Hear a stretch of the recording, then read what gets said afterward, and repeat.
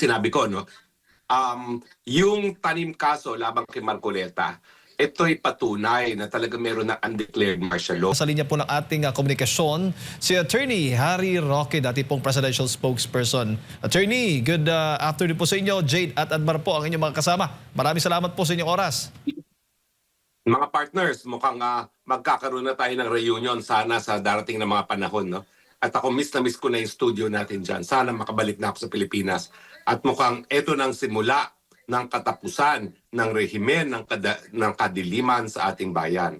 At sa wakas, no, nangyayari na ating inaasahan at hinahangad ng taong bayan, ulitin muli ang kasaysayan, husgahan ng administrasyong bangag ay wala ng karapatang magpatuloy sa kapangyarihan.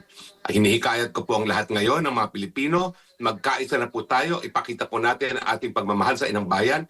Hindi na po ito laban ng Duterte, laban sa Marcos lamang. Ito po ay laban ng kabutihan, laban sa kasamaan. Kung kayo po ay naniniwala na ang leader ay dapat nasa tamang pag-iisip, dapat hindi adik, dapat hindi korap, sumama na po kayo ngayon sa EDSA. Opo. Attorney, na-sorpresa ho ba kayo sa pagdagsa po, biglang pagdagsa ng mga tao dyan po sa EDSA ngayon? Hindi. Kasi kung titignan niyo yung mga Facebook entry, sabi ko, ito na ata ang grand confrontasi between sa pwersa ng kadiliman at pwersa ng kabutihan. No? At sinasabi ko nga na sana yung banta na aarestuhin itong si Senator Marcoleta ay maging dahilan na para lahat ng Pilipino ay magkaroon ng paninindigan. No? Alam mo, hindi si Senator Marcoleta ang dahilan kung bakit nagtitipon-tipon ng ating mga kababayan.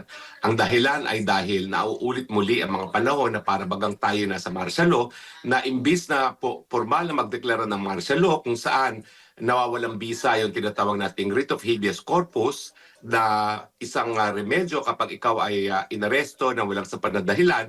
Ang ginagawa naman ni Marcos Jr. ay nag-i-issue ng mga non-bailable cases. No? Ako po yung pangalawang biktima dyan. Ang kauna-unang biktima si Pastor Kibuloy. At siyempre ngayon, binabantaan itong si Senator Marcoleta at saka itong si Mike Defensor. No? So make no mistake about it, kung tayo po ay talagang isinugay ang buhay natin para sa inang bayan noong 1986, dapat po lumabas tayo muli dahil ang nangyayari po talaga mas matindi. It is undeclared martial law at siyempre may additional problem tayo ng namumuno ay isang bangag. Opo, at may mga nakikita ho ba kayong mas malalim na dahilan bukod sa plunder case laban nga po kay Senator Marcoleta, attorney, na nag-trigger kung bakit ganito po ang sasapitin o mangyayari po sa kanya? Dahil na sinabi ko, no? Yung tanim kaso labang kay Marcoleta, ito'y patunay na talaga meron na undeclared martial law. Imbis na magdeklara ng martial law, ikulong ang mga tao na walang dahilan at hindi sila makakatakbo sa hukuman para ng kalayaan, ang ginagawa nila, non-bailable cases na parehong epekto, nakukulong na walang remedyo. Kaya, tingin ko, ang taong bayan ay naninindigan na. Kasi kung nangyari yan sa isang senador, pwede nilang gawin yan sa kahit sino. Kung nangyari yan kay Pastor Campolo Kibuloy, kung nangyari yan sa akin at kayo kay Senator Marcoleta, talagang susunod-sunod rin ng Marcos Bangag ang kanilang kalasingan sa kapangyarihan at mag-aaresto na ng walang kahit anong remedyo dahil ang gusto nilang gawin ay supilin ang katotohanan, supilin ang kritisismo laban sa administrasyon nito. Opo, at maaari ho bang maging dahilan din ho ito at maaari mas mapadali pa yung conviction sa impeachment trial ni VP o impeachment ni VP Sara Duterte o doon mismo sa investigasyon ng flood control scandal? Well, alam niyo, patong-patong na yan eh. Ang galit ng taong bayan din dahil sinusupil ang katotohanan, pinipigil ang paglabas ng katotohanan tungkol sa flood control scam kung saan napakadami natin mga kababayan ang namatay dahil sa kinukurakot yung mga pondo para sana maibsan ang kahirapan ng mga mamamayan natin kapag meron tubig baha. At sa tingin ko, kung talagang pumutok na ang bulkan, mawawalang saysay na impeachment na yan. In fact, pag pumuktok ang bulkan gaya na nangyari noong 1986, baka mawala na yung kongreso na yan at tayo magsisimula na naman from scratch, no? Dahil yan naman ang nangyari noong 1986. Hindi po krimen yung sinasabi ko, no? Kung hindi, ito'y kasaysayan lamang.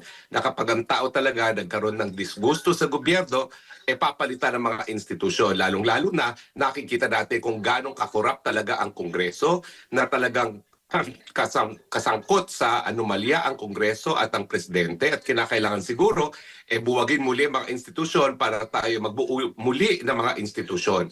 At sana kung mangyari nga yan sa bagong saligang batas dahil ganyan naman po mangyayari pag nagkaroon na naman tayo ng isang people power revolution, sana nga po gumawa na tayo ng mga institutional reforms para ang Kongreso, ibig sa maging kuta ng korupsyon, ay siya talaga ang maninindigan laban sa korupsyon. Dapat tayo matuto dito sa karanasan sa Europa, no, na ang kanilang parliament, bagamat hindi naman kinakailangan na maging parliamentarian tayo, pwede naman tayo as is na Congress, pero ang mga politiko halal sa base sa politika, political parties halal base sa plataforma, hindi dahil sa personalidad.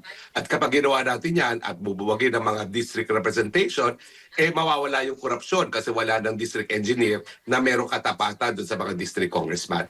So ngayon po nakasalalay ang lahat sa desisyon ng Pilipino. Tayo ba ay magkakaroon ng panibagong panimula o talaga bang tayo ay magpapatuloy sa sistemang bulok na walang solusyon na naibibigay ang gobyerno sa ating mga kababayan? Opo, bago ko ipasok kay Partner Attorney, sa tingin mo, dahil nga ay sinasabi nga ng ilan na marami malawak po yung involved ditong anomalya kaugnay nga sa flood control projects.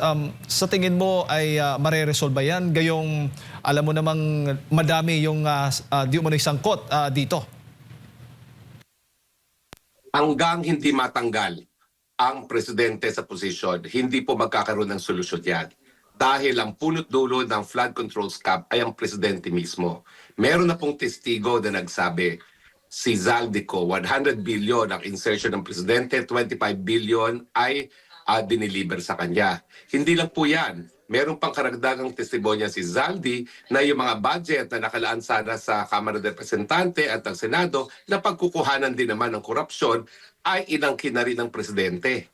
So mas malaki pa po sa 100 billion talaga ang inangkin ng presidente kung saan pinagkakitaan yan. Yan ay isang ayon sa isang whistleblower na si Zaldico, no? At sa tingin ko, habang narariyan ng presidente, hindi pakikinggan ang testimonya ni Zaldico. Kaya nga ngayon, mga kababayan, sinimulan na po na ating mga kapatid sa Iglesia ni Cristo, pero wag po nating gawin ito laban lamang ng Iglesia ni Cristo. Dapat ito laban ng people of the Philippines versus Vangag Marcos Jr.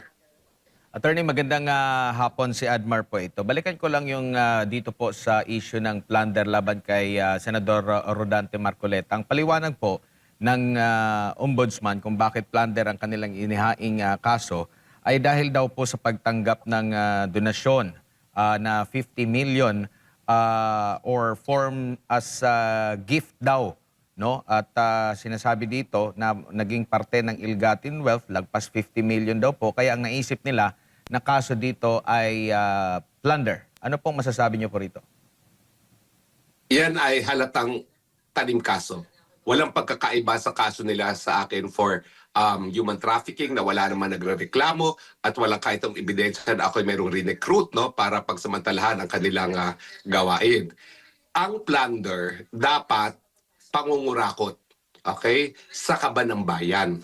Kailan ba naging krimen ang magbigay ng donasyon para sa isang taong tumatakbo para sa isang posisyon sa gobyerno? Ang requirement lang po at ang pinapatawag ng parusa ay kapag ikaw ay nagbigay ng donasyon, hindi mo dideklara sa iyong sotse at kung meron natirang pondo, hindi ka nagbayad ng buwis. Pero hindi po plunder ang pagbibigay ng pribadong pondo para sa kandidatura ng isang kandidato. Kung yan po'y krimen, wala na pong tycoon na magbibigay ng campaign funds kasi lahat po sila po pwedeng makasuhan ng plunder. Kalokohan lang po yan. Yan ay typical Marcos tanim kaso, gaya ng tanim kaso laban kay Apollo Kibuloy at laban sa akin at ngayon laban kay Senator Marcoleta. Opo, at sinasabi din dito sa sa plunder law, no, kaugnay dito sa ill-gotten wealth dito sa D2, ang sabi rito, by receiving directly or indirectly any commission, gift, share, percentage, kickbacks, or any other form of pecuniary benefit from any person and or entity in connection with any government contract or project or by reason of the office or position of the public officer concerned. So, hindi pa matukoy kung yung mga nasa likod ditong donation meron agad na makukuhang benepisyo mula dito po kay Senador Rodante Marcoleta. Yun nga po sinasabi ko kaya tanim kaso yan eh. Dahil anong benepisyo makukuha noong nagbigay ng pondo? Alam, tanggapin na natin. Siguro inaasahan nila na kahit paano magkakaroon sila ng relasyon sa senador. Pero ang sinasabi ng batas, yung gift or donasyon kapalit for instance ng kontrata. Ano mga kontrata mabibigay ni Senator Marcoleta as senator, di ba? Hindi naman kontratista itong si Mike Defensor, di ba? Kung si Mike Defensor ay isang kontratista, pwede tayo magduda. Pero hindi po yan prima facie kriminal, no? Dahil talaga namang ang mga kontratista gaya ng kahit sinong mamamayan ay pwede magbigay ng campaign na donation sa isang kandidato. Ulitin ko po, kapag yan ay ginawang krimen, hindi na po tayo magkakaroon ng eleksyon kasi wala na magbibigay ng pondo. At baka wala nang matirang tycoon sa ating bayan dahil lahat yan po pwede makasuhan ng plunder. Kalokohan po yung kaso laban kay Marcoleta. Opo, at sa kabila po nito ay ang issue po ng flood control ay tila natatabunan na po unang-una dito sa mga kasong isinasampa laban sa mga kritiko and at the same time ito pong umuusad na impeachment po laban sa pangalawang Pangulo. Attorney, ano masasabi niyo po? Wala talaga silang intensyon na imbestigahan at parusahan ang mga nasa likod ng flood control scam dahil ang mastermind dyan ay walang iba kundi si Marcos Jr. Binabaling nila ang sisi kay Tambaluslos at Kizaldico pero ang katotohanan, saan ba kumuha ng kapangyarihan si Martin at si Zaldi? Si Zaldico, malinaw po ang sabi niya, siya ay tagasunod lang sa utos ng hari. At nung minsan, nagsalita na rin po si Tambaluslos na kung siya'y babagsak, dadali niya ang lahat. Dahil ang lahat ng pinagkagawa naman itong dalawang ito, sang-ayon lamang sa ulo ng tunay na mastermind, si Marcos Jr., ang tunay na mastermind. Opo, nabanggit niyo po na lagi nating naririnig yung pangalan ng dating speaker, do tinatanggi niya ito, pero marami pong mga nag-aakusa laban sa kanya. At ang pahayag po ng ating gobyerno, binibuild up pa yung kaso. Mas mabilis yung pag-usad ng kaso doon sa mga kritiko po ng kasalukuyang administrasyon, attorney. Kaya nga po sinasabi ko, we are under martial law. Kaya lang, hindi gaya ng ginawa ng diktador na ama nitong Bangag Neto, ito hindi na nagdeklara.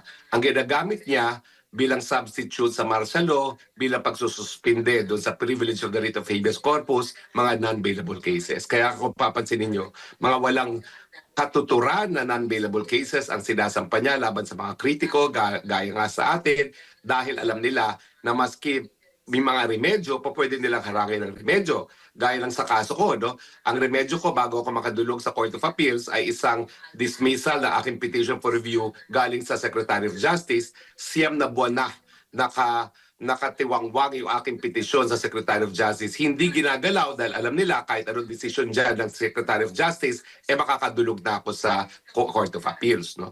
So talagang malinaw po. Martial law ang epekto ng ginagawang tanim kaso na non-bailable cases ng Marcos Bangag administration. Opo. Attorney, doon naman po sa kay dating DPWH Secretary Bunuan ay siya gagawing state witness. Ano naman po ang tingin po ninyo? Well, naintindihan ko kung bakit nais ni Bunuan ng maging state witness dahil sa katutak ang kanyang karamdaman at bilang ng oras niya dito sa mundong ibabaw siguro, no? Pero ang punto, hindi naman magkakaroon ng ganitong scam talaga kung hindi pinag-utos ng presidente mismo. Ang mga kalihim ng Department of Public Works at kahit sinong kalihim, yan ay alter ego lamang ng presidente. So kung talagang kakanta si Bunuan, ang dapat niyang ituro walang iba kundi ang kanyang boss, Marcos Bangag Jr. Paano kung hindi? Well, sa tingin ko, bakulong siya dapat. At tingin ko naman, pag nagkaroon ng bagong gobyerno, pwede naman buksan muli itong issue ng kanyang pagiging state witness. Dahil isa sa requirement, you must not be one of the most guilty. Sa tingin ko, bilang kalihim ng Department of Public Works and Highways, ikaw talaga ang lead agency na pagpapatupad ng mga proyekto infrastruktura gaya ng mga flood control projects. At sa tingin ko, isa ka sa mga pinakamagiging guilty. Opo, yung mga dating sundalo, hindi ho ba sila kwalipikadong maging state witness din po dito sa flood control anomaly? Sa tingin ko, dahil hindi nga sila ang most guilty, sila ay utusan labang, sila ay ideal para maging state witnesses. Pero dapat sa bagong gobyerno, magkaroon talaga tayo ng batas. Gaya ng sinulong ko nung na ako'y nasa Kongreso pa na Whistleblower Act, dahil kinakailangan meron tayo talaga institutional guarantees sa mga whistleblowers na magsisiwalat ng mga kababalaghan sa gobyerno dahil kung wala ang testimonya nila, hindi natin mapapakulong ang mga buhaya sa gobyerno. Bago lang nagkaroon ng press conference ang ombudsman, attorney, sabi nga ng assistant ombudsman at spokesperson na si Miko Clavano, kung accountability po at transparency ang kanilang pinaglalaban, yun din po ang aming pinaglalaban dito sa Office of the Ombudsman. We understand what they are fighting for, but we ourselves are fighting for the same things. Anong masasabi po ninyo? Except hindi nila hinahabol ang talagang tao na dapat panagutin ang presidente. At saka dapat hindi sila nagpapagamit bilang sandata laban sa mga kalaban ng administrasyon nito na malinaw naman na nangyayari. Ang pinaka makapangyarihang sandata laban sa mga kritiko ng gobyernong ito, ang Office of the Ombudsman. Doon naman po sa civil case na ibinasura po ng Quezon City Trial Court laban po kay dating Speaker Martin Romualdez at kay Zaldico at kay Congressman Vargas. Ano naman po ang inyo pong masasabi po doon? Tingin ko it sends the wrong message na po pwedeng magnakaw at walang pananagutan. Bagamat hindi ko alam ang detalye ng kaso. No? Pero meron po yung messaging. Hindi maganda yung messaging na lumalabas dyan. You can get away sa pagdanakaw. Yun nga yung problema dahil sabi, bakit daw yung mga hindi sangkot sa flood control ang nauunang kakasuhan, kundi ito bang mga kritiko po ng administrasyon, attorney?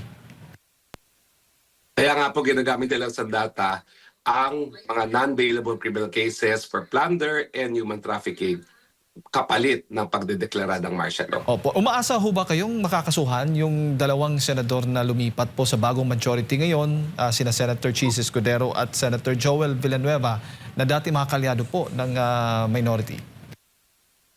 Sa ilalim ng gobyernong ito, hindi.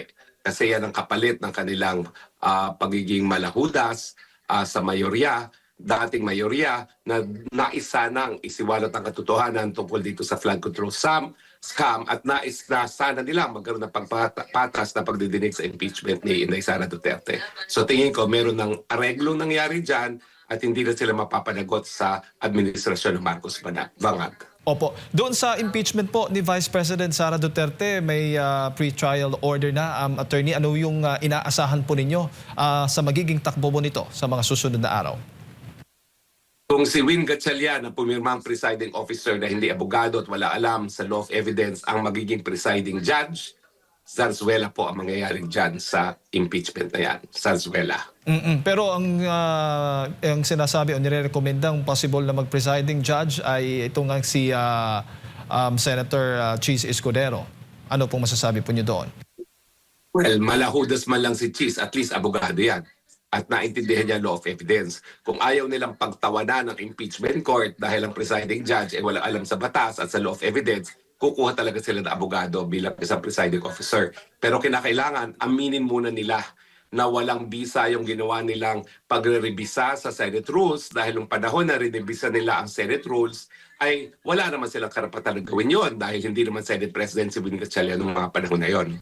So kinakailangan, aminin muna at baguhin muli ang rules ngayong malinaw na Senate President si Win Gatchalian. Opo. Pero sa mga nangyayari ngayon, abangan natin kung talagang mabubuhay pa ang Senado at Kongreso. Sigurado ako, kapag ang taong bayan ay nagwagi sa kagustuhan ng tunay na pagbabago, wala na rin naman dyan si Win Gatchalian. Opo. Kayo ho ba Loose na loose si Gatchalian. Opo. Kayo rin ba naniniwala na ginagamit lamang po itong impeachment para ilihis daw yung issue ng flood control anomaly para makalimutan at dito nakatutok yung taong bayan sa impeachment? Well, isa yan sa kanilang, kumbaga, um, goals, no? Pero ang totoong dahilan dyan ay gusto nilang tanggalin talagang balakid ang mga Duterte sa kanilang kagustuhan na manatili sa pwesto till kingdom come. Hindi pa sila kontento doon sa 20 taon na nagpasasa sa kapangyarihan at sa kakurakutan ng kanyang amang diktador. Nais niyang maulit muli ang kasaysayan at kung po pwede mas mahaba pa sa 20 anyos, no? Ang kanilang magpagpapapasasa sa kapangyarihan. So ang tunay na pakay ay para mawala ang mga Duterte bilang banta sa kanilang kagustuhan. Pero siyempre, isa sa magiging benepisyo na yan ng pagpapatuloy ng impeachment, makakalimutan yung pananagutan ni Bangag Jr. bilang mastermind sa flood control scam. Opo. Attorney, marami na po tayong mga kilos protestang ginawa, no? Mga nakalipas po ang lawak-lawak at ito na pong bago ngayon. Sa tingin po ninyo ay masisindak o baga matatakot po ba ang administrasyon sa dami po ng mga tao kung magpapatuloy po ito, Attorney? Sabihin na lang natin ganito, yung pagtipon-tipon sa EDSA, yan ay pag-ulit sa kasaysayan, okay? Yan ay pag-ulit sa kasaysayan. Pero kapag hindi sila natuto sa kasaysayan at maging kapit-tuko sa pwesto, yung crowd na yan, pwedeng magmarsa yan sa Malacanang. At walang kahit anong rehas ang pwedeng maging depensa ng Malacanang sa hagupit ng taong bayan. Huwag na sana umabot doon. Ulitin ko, ayaw ko na umabot sa pagdadanas ng dugo itong disgusto ng mga mamamayan.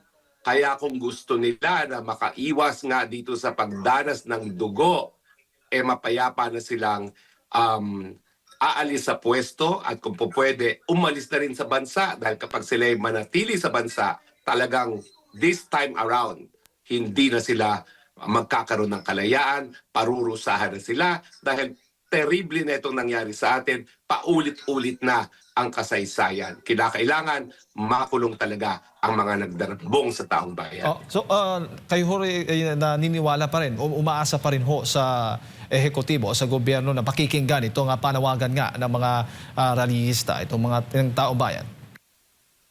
Yung hirap kasi ng kabuhayan sa Pilipinas, ang siyang nagbigay ng galit na nararamdaman ngayon ng lahat ng Pilipino. Hindi yan maiibsan hanggang hindi siya mawala sa pwesto.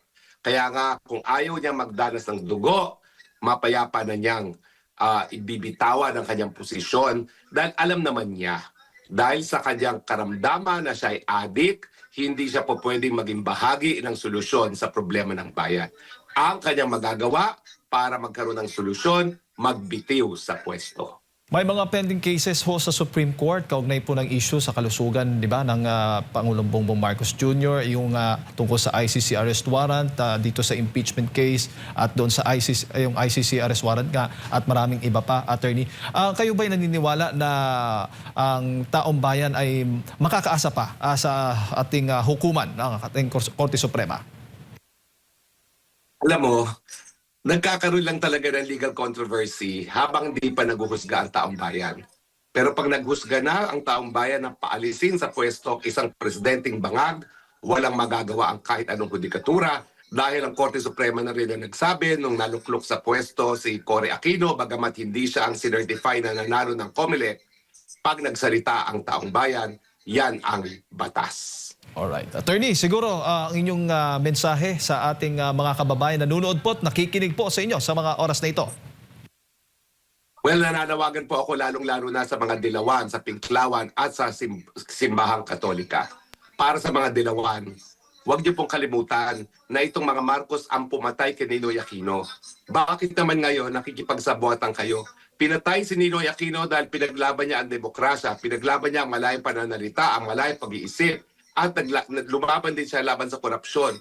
Bakit ngayon kinakampihan niyo ang pumatay sa iniidolo nating si Ninoy Aquino? Sa Simbahang Katolika, tayo po ang pinakamalaking katolikong bansa sa buong Asya. Kung gusto ninyong panatili na ang relihiyong Katolika ang magiging pananampalataya na nakakarami, makikiisa na po kayo sa taong bayan. Dahil kung hindi, baka makita ninyo ang numero ninyo ay bababa at lalaki lamang ang numero ng Iglesia ng Cristo. Nasa inyo po ang desisyon kung ano magiging kinabukasan ng Simbahang Katolika sa Pilipinas. Makiisa sa sambayanan or makiisa sa isang bangag ng presidente. Alright. Attorney, maraming salamat po sa inyong oras. Ingat po kayo. Salamat po. Magandang araw po. Ayan po mga kababayan, si Attorney Harry Roque, dati pong presidential spokesperson ng ating nakasama, napakinggan kaugnay nga dito sa nagpapatuloy na rally dyan po sa EDSA People Power Monument.